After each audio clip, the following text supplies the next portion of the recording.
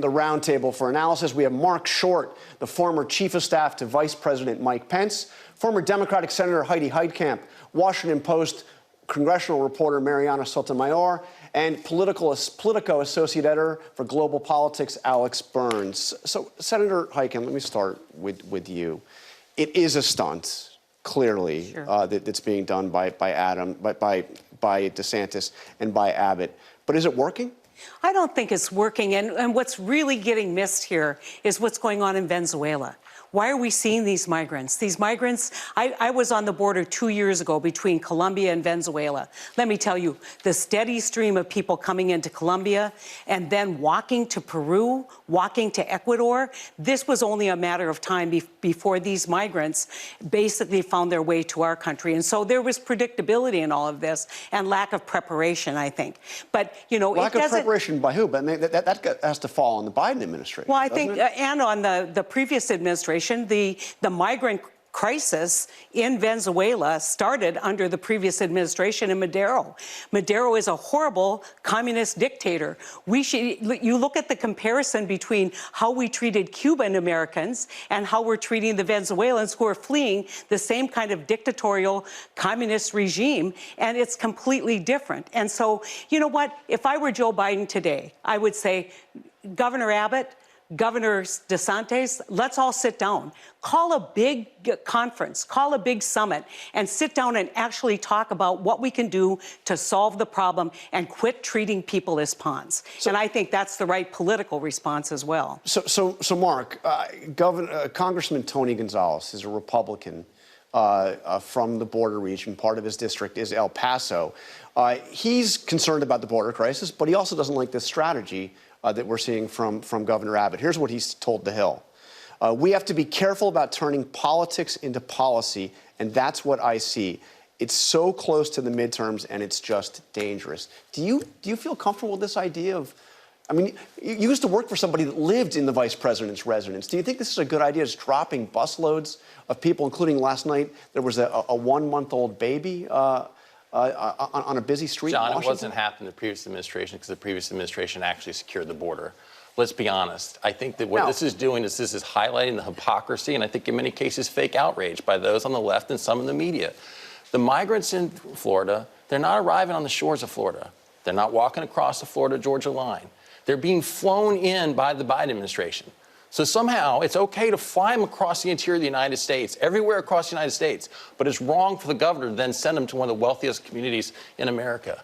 I think it's highlighting that hypocrisy. But there is a difference between doing it in a coordinated fashion and just showing up at Martha's Vineyard with Let's question how really coordinated it is that they're being dropped off all across the interior. And if we're really concerned about the humanitarian crisis, John, then actually what we would be doing is we'd be stopping the crisis at the border where there's 200,000 migrants every month, and they estimate 50% of the young women are either raped or sexually molested, making that long journey from Peru and Colombia up there. If we actually had a policy in place and returned migrants to Mexico while they waited for their asylum appeals, as happened in the Trump-Pence administration, you wouldn't have the same humanitarian crisis we have today. Marianne, what do you see?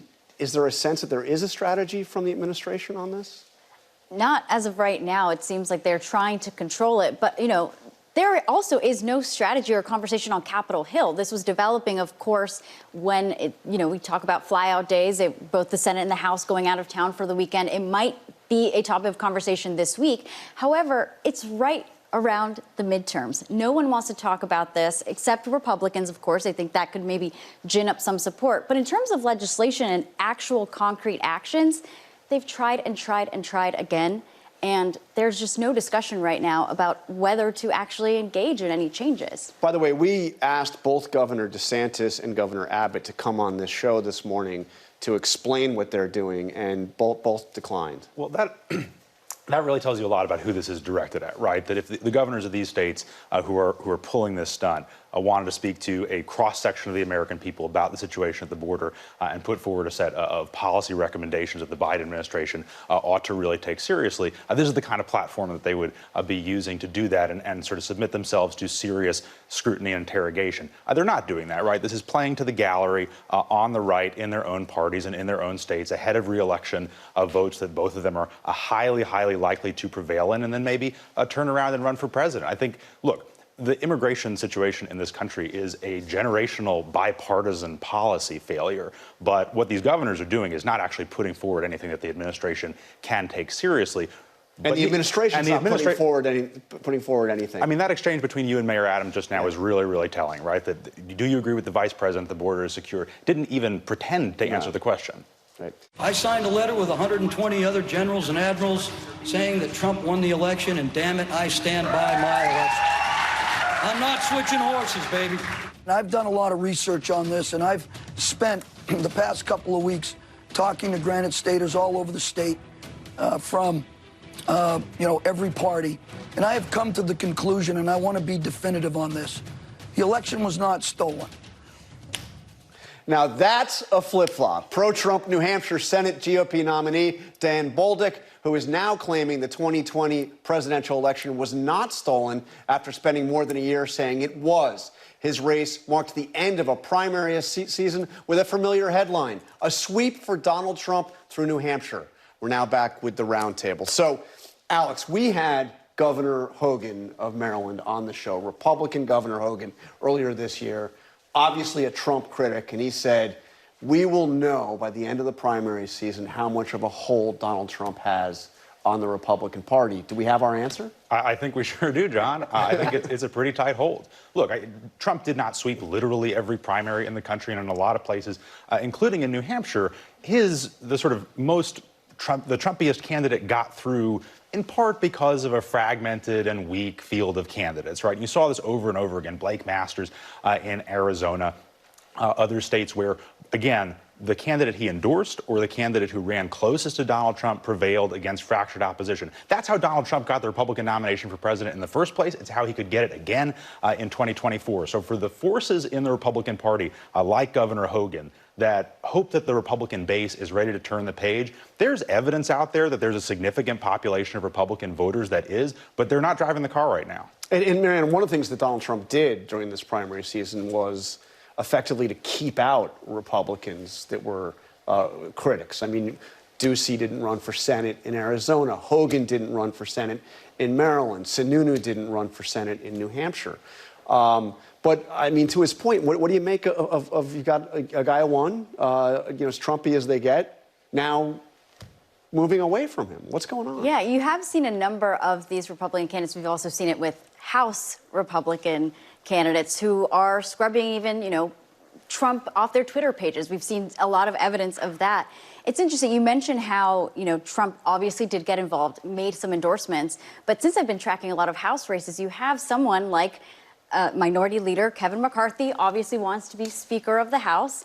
And he also has been, going out there trying to get less MAGA conservative Republicans, because he's looking at it as not just how large of a majority can I get, but I need a governing majority. Someone that is actually going to try and pass policies and not be leadership's thorn on our sides every single day on every single issue. So it'll be interesting to see how all that plays out, too. I mean, Heidi, to look ahead to 2024, and we don't know if Trump is going to run again. We have to assume, based on what we've seen, that he would be the overwhelming favorite in a Republican nomination, at least on today's facts.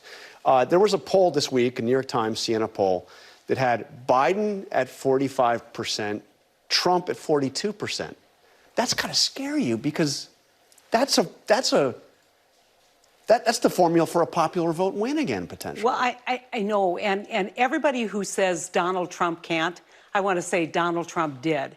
And you cannot underestimate his pull. You can't underestimate what he's able to do. But in the midterms, I think what you're seeing right now, Jonathan, is you are seeing people really saying, look, it's a little toxic. I can't win in a state like New Hampshire. I can't win in Arizona. I can't maybe win in Pennsylvania if I'm pro-Trump, if that's all I am. And they're fleeing away from him. And so I think it's also informative, never mind the polls, but it's informative for the Republican Party that Donald Trump is not a positive. The chaos of the last administration is not a formula for a win in 2024. And if you want to repeat that, you're going to get the same result. And I think Biden, in spite of it all, would probably win again. Marc, you have thoughts on this? Well, sure, John. I mean, I think that the reality is that in many of those head-to-head matchup polls, other Republicans do beat Joe Biden. And I think the reality is, and we head to the midterms, if this is a referendum on Joe Biden and the fact that there's crime rising in America, there's a border crisis we've already discussed, there's a recession that we're getting deeper into, then I think Republicans will do great. If instead we're talking about Mar-a-Lago or the events around January 6th, it's a distraction. And I think that it does damage Republican chances in the midterms. So will Trump pay a price among Republican voters if Republicans don't win back the Senate, if the gains in the House aren't as high, given that he played such a dominant role in picking these candidates? Well, I think, look, he obviously has a huge influence inside our party. And yes, he is responsible for these candidates. But usually, once the candidate's the nominee, then they usually win or lose on their own. And so I'm not so sure that if they don't survive, that there will be a cost for President Trump. But I'm also confident that I think if we're able to make this, again, a referendum on Joe Biden, many of those candidates will actually come across and win. But just to put a point on this, if Republicans don't win the Senate, Trump is in large part to blame, is he not? I think there'll be a lot of media criticism that says that. I don't think that's where many of the Republican voters will be. I think the race really to watch is Ohio. Is Tim Ryan, who is a New Deal, blue-collar Democrat. You could not cast him better for, I think, the politics of Ohio. Can he win? And if he wins, it means a substantial portion of Trump's base in Ohio has moved away to vote for a Democrat. And I think, so it's not just about Donald Trump. It's about how do you win back rural voters? How do you win back blue-collar voters? How do you do better among Hispanic voters that we haven't done that well with? And so I think that's the other lesson of the midterm, which is, has Trump's base eroded in some of these places where he picked the candidate in Ohio, right? J.D. Vance. He's running against. But I think Ohio is a great example. example. That to me is one of the sort of cautionary tales, though, for Democrats in these midterms, right? That there are a bunch of places, probably a place like Arizona, probably a place like New Hampshire, where vulnerable Democratic senators are likely to win re-election against severely compromised Republican candidates. But when you look at the underlying structure of American politics and those rural states that you're talking about, states like your own North Dakota, the states that are going to dominate the Senate map 2 years from now, I don't know that we have a lot of evidence that Democrats have solved their problems, right? And yes, but they're already represented by Republicans. Sure, but if Tim Ryan were to win that race, it'd be an earthquake. I think that's a really steep climb. But yeah, that's the kind of event that I think would shake Republicans up to the point of maybe speaking out against Trump a little more. And I think there is a difference between Trump and Trump-backed candidates, because a lot of voters, especially like in Pennsylvania, for example, they don't want necessarily to vote for someone that is trying to be like Trump. They like Trump. They might not like some of the things he said, but a lot of voters in places that I've traveled to around the country are saying, I don't want the guy who's trying to be exactly like him. This guy's authentic on his own. That's why I like him. But these guys that are trying to copy Trump, the playbook, give me something a little bit more authentic about you.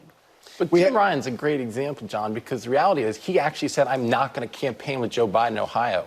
If you look at his website, he's embraced many of the Trump policies. He's basically complimented Trump on his policies toward China. So many people actually like the Trump policies. The reservation is on the personality side. So if I could just say, a lot of those Trump policies are classic Democratic policies. You've been free trade. Guess Trump wasn't free trade. You've been, let's open up the door to China, A.K. Nixon. The Democrats have cautioned about.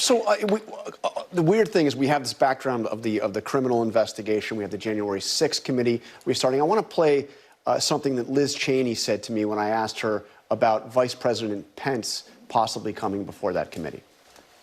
When the country has been through something as grave as this was, everyone who has information has an obligation to step forward. I would hope that he will understand how important it is for the American people to know every aspect of the truth about what happened that day.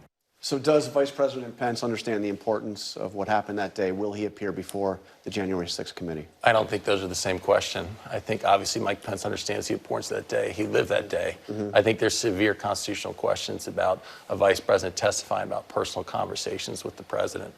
Vice President Pence wrote open letters to the American people explaining his decision that were published on January 6th. He's been very open about why he reached the conclusion that he was following the Constitution. But if a vice president is forced to testify about personal conversations, it's going to change the role of the vice president forever. Didn't he suggest he was open to it? He suggested that he would look at it if he got a formal invitation, and he and his counsel would look at it. But I think, Jonathan, there were severe constitutional questions about that kind of a testimony. Yeah. And meanwhile, we have Donald Trump made some comments to Hugh Hewitt that were quite eerie, saying that terrible things will happen there'll be big problems in the country if he is indicted. I mean, what's your sense of how worried how a message like that plays? Look, I think there's real concern. Certainly in Washington, law enforcement about the effect of Donald Trump ginning people up like that. We've obviously seen it happen already in the aftermath of the search of Mar-a-Lago. And it is why I think, the constitutional issues with Mike Pence going before the committee are what they are. But people in that administration, including the former vice president, it's up to them if they want to, go on television and do a sort of minute by minute of what happened that day and what they saw that day. That if you don't want to deal with the constitutional issues around a subpoena, there are other options available to you. Hi, everyone. George Stephanopoulos here. Thanks for checking out the ABC News YouTube channel. If you'd like to get more videos, show highlights, and watch live event coverage, click on the right over here to subscribe to our channel. And don't forget to download the ABC News app for breaking news alerts. Thanks for watching.